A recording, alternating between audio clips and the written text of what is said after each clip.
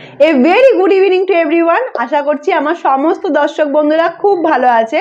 অনেক দিন ধরেই আমি একটা রিপিটেড কমেন্ট পাচ্ছিলাম যে ট্রান্সফার নিয়ে একটা ভিডিও বানাও। আমি ভাবলাম এই টপিকটাকে না হয় কভার করা যাক।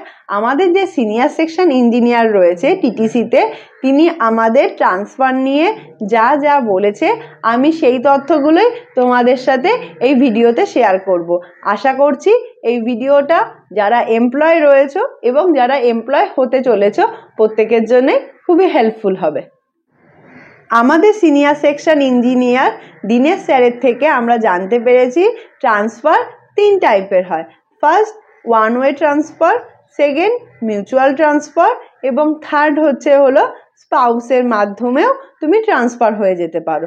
যেটা ওয়ান ওয়ে ট্রান্সফার, আইসিএফ এর ক্ষেত্রে আমরা যেহেতু 10 বছর এখানে থাকার প্রতিজ্ঞাতে সাইন করেছি, তাই 10 বছর কমপ্লিট হয়ে যাওয়ার পরই আমরা আমাদের যে হোম জোন রয়েছে সেখানে আমরা অ্যাপ্লাই করতে পারবো।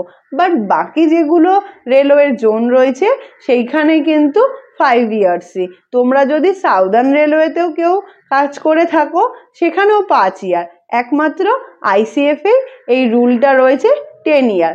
এবার যখনই তুমি ট্রান্সফারের জন্য অ্যাপ্লাই করলে, ভাবো তুমি এইখানে অ্যাজ এ প্রমোশন পেতে পেতে 10 বছরে ভাবো সিনিয়র টেক হয়ে গেছো।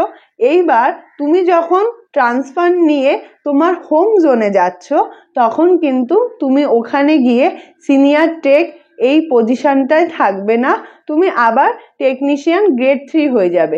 কিন্তু তোমার পেমেন্টের কিন্তু কোনো ডিফারেন্স হবে না। এখানেও তোমাকে যে বেসিক পে দেওয়া হতো ওখানেও তোমাকে সেম বেসিক পেই দেওয়া হবে। এবার তোমরা বুঝতে পারলে ওয়ান ওয়ে ট্রান্সফারের ক্ষেত্রে তোমার যে সিনিয়রিটি আছে সেটা পুরো লস হয়ে যায়।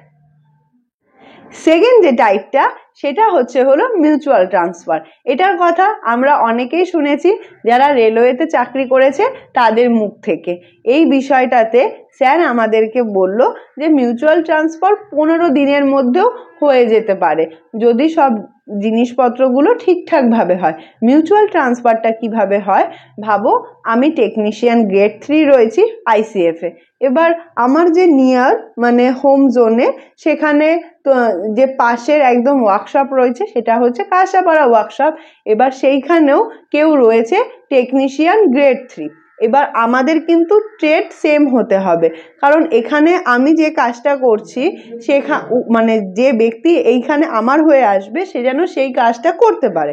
That is mutual. এবার তাকেও মেশিনিস্ট হতে হবে, আমাকেও মেশিনিস্ট হতে হবে। আর মেশিনিস্ট আর টার্নারের মধ্যে যেহেতু খুব একটা ডিফারেন্স হয় না, অ্যাজ এ টার্নার হলেও চলবে, কিন্তু ইলেকট্রিশিয়ান তার সাথে কোনো ট্রান্সফার হবে না।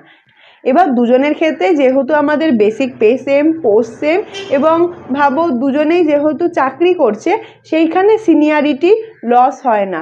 কারণ সেই ছেলেটা ভাবো 4 বছর চাকরি করে যে সিনিয়রিটি পাচ্ছে, তুমি যখন সেই জায়গায় চলে যাবে তুমি তার সিনিয়রিটিটাই দখল করবে।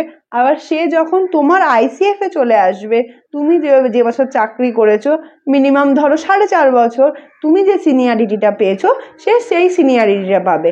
মিউচুয়ালের ক্ষেত্রে কোনো ধরনের সিনিয়রিটি লস হয় না এবং এটা সবথেকে বেনিফিশিয়াল হিসাবে ধরা হয়। থার্ড যে অপশানটা রয়েছে সেটা হচ্ছে স্পাউস গ্রাউন্ড। এইখানে কি হয়, তোমার যখনই প্রফেশনাল পিরিয়ডটা শেষ হয়ে যাবে, কারণ আমাদের টেকনিশিয়ানদের প্রফেশনাল পিরিয়ড রয়েছে 2 ইয়ার্স, তারপর আমরা পার্মানেন্ট হব। তখন তোমার হাজবেন্ড বা ওয়াইফ যদি কোনো ধরনের government, either central government or state গভর্নমেন্টের এমপ্লয় হয়, তুমি তার মানে সে যেখানে রয়েছে তার কাছে মানে সেই এলাকার কাছে যে রেলওয়ের ওয়ার্কশপ রয়েছে তুমি সেখানে অ্যাপ্লাই করতে পারবে।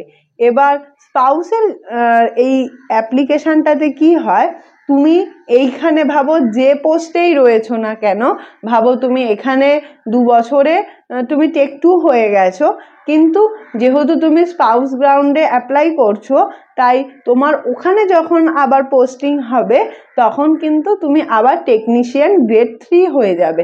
এখানেও সিনিয়রিটিটা লস হয়, কিন্তু তোমার যে বেসিক পে আছে সেগুলোর কোনো পার্থক্য হবে না। এটাই আমি জানতে পেরেছি আমাদের সিনিয়র সেকশন ইঞ্জিনিয়ারের মাধ্যমে।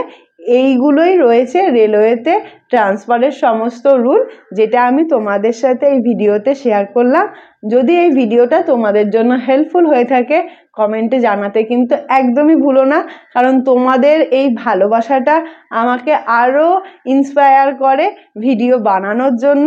তোমাদের সাথে এই ভিডিওর মাধ্যমে কানেক্টেড হতে পেরে আমার নিজেরও খুব ভালো লাগে।